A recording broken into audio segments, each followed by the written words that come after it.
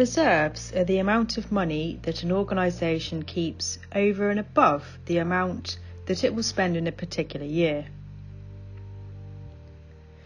They can be described as the total of organisational savings. Reserves could be also described as that part of an organisation's money held that's unallocated, unrestricted and freely available.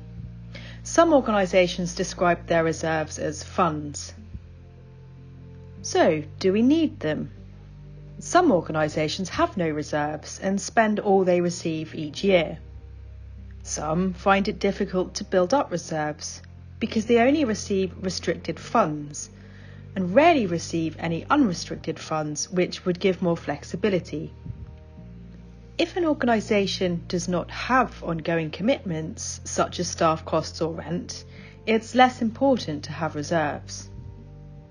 In countries with a high inflation rate, saving money means that it may lose its value very quickly.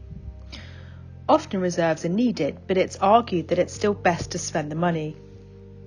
If an external donor is funding a programme in a harder currency, such as US dollars or euros, it can be worth arranging to have more frequent transfer of smaller amounts of these funds to help keep the value.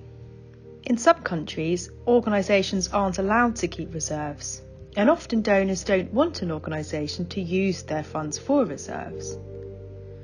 So why do we need reserves? For most organisations, reserves are essential and act as a safety net. Most international development organisations are undertaking important work that can't just stop if the current money runs out. If it did, then the consequences would be dramatic. For example, a health clinic serving many people would have to close. Donors also look at organisations without sufficient reserves and ask if there's a danger that it may go out of business.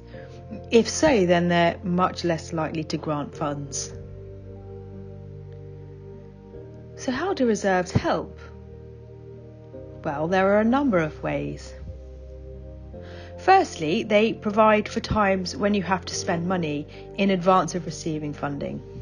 Without a reserve, you might not be able to pay invoices or staff salaries. Sometimes funds that were expected haven't been received. Perhaps a fundraising event had disappointing results or was cancelled. And without reserves, it results in parts of a programme having to close. Having reserves buys you time to try and find the funds you need elsewhere.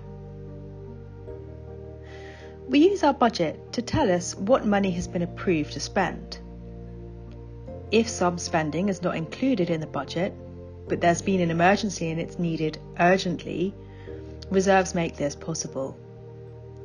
You would still need to obtain approval for the extra spending, but without reserves, you wouldn't have any money to spend, so the answer about whether you can spend would have to be no. So if we agree we need reserves, how much do we need? Well, it depends. Different organisations will need different levels of reserves. Those with few commitments will need less than a large organisation which has ongoing commitments to its partners.